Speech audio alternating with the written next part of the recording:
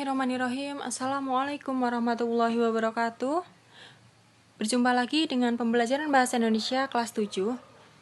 Pada pertemuan kali ini kita akan mempelajari tentang teks narasi, lanjutan dari pertemuan sebelumnya. Pertemuan sebelumnya kita mempelajari pengertian dan unsur pembangun. Nah, pada pertemuan kali ini kita akan mempelajari struktur dan unsur kebahasaan. Mari kita masuk ke materi.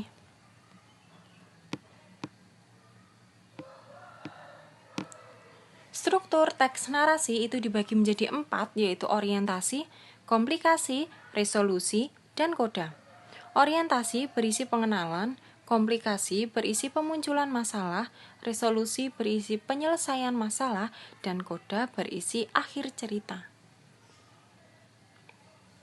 Unsur kebahasaan teks narasi dibedakan menjadi 4, yaitu kata kerja, kata sandang, keterangan waktu dan tempat, dan kata hubung atau konjungsi. Kata kerja. Kata kerja itu dibagi menjadi 2, yaitu kata kerja aktif dan kata kerja pasif. Aktif ditandai dengan adanya awalan me, ber, pe, atau per. Sedangkan kata kerja pasif ditandai dengan adanya awalan di atau ter. Jadi membaca itu kata kerja aktif, dibaca itu kata kerja pasif. Baik, lanjut ya. Kata kerja aktif ini dibedakan lagi menjadi 2, yaitu kata kerja aktif transitif dan kata kerja aktif intransitif. Transitif itu memerlukan objek dan intransitif itu tidak memerlukan objek. Untuk lebih memahaminya, mari kita lihat di contoh. Contoh kalimat transitif yaitu aku memiliki buku baru. Susunan fungsi katanya yaitu subjek, predikat, dan objek. Predikatnya memiliki, objeknya buku baru. Jadi si predikat memiliki ini memerlukan objek. Predikat memiliki tidak bisa berdiri sendiri. Misalnya kalimatnya kita ubah, aku memiliki, titik. Maka kalimat tersebut tidak akan memiliki makna. Maka perlu ditambahkan objek, yaitu buku baru, atau mungkin bisa ditambahkan objek yang lain. Contoh kalimat intransitif. Padi itu menguning. Padi itu berfungsi sebagai subjek, menguning sebagai predikat. Setelah predikat ini tidak diperlukan lagi objek. Maka kalimat ini disebut dengan kalimat yang memiliki kata kerja aktif intransitif karena tidak memerlukan objek. Kata sandang. Kata sandang merupakan kata yang tidak memiliki makna sendiri dan berfungsi untuk mendampingi kata lain. Contoh kata sandang itu ada kata si dan sang. Contoh kalimatnya, sang singa sedang mengaum. Kata sandangnya sang. Sang atau si biasanya berfungsi untuk menjelaskan subjek.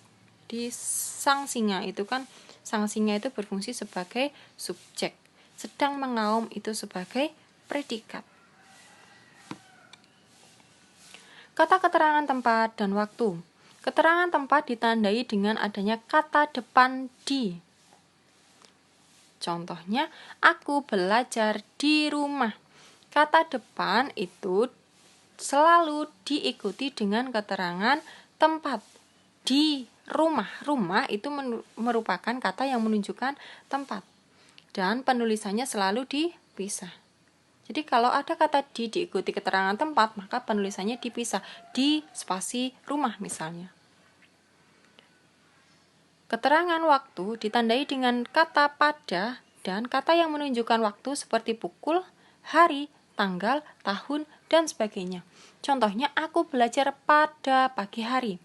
Pada di situ untuk menunjukkan waktu-waktunya kapan, pagi hari. Gitu.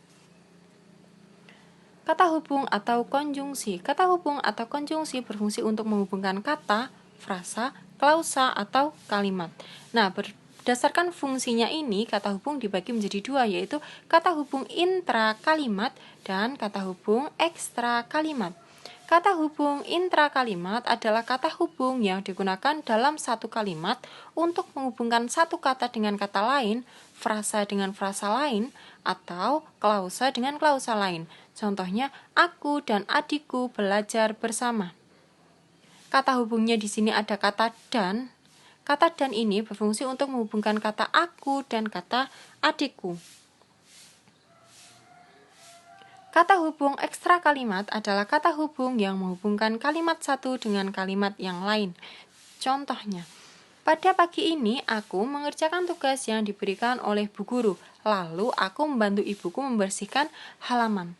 Kata hubung di sini adalah kata lalu. Kata lalu berfungsi untuk menghubungkan kalimat pertama dan kalimat kedua. Kalimat pertamanya, pagi ini aku mengerjakan tugas yang diberikan oleh Bu Guru. Kalimat keduanya, aku membantu ibuku membersihkan halaman. Jadi terlihat perbedaannya ya, mana yang intra kalimat, mana yang ekstra kalimat.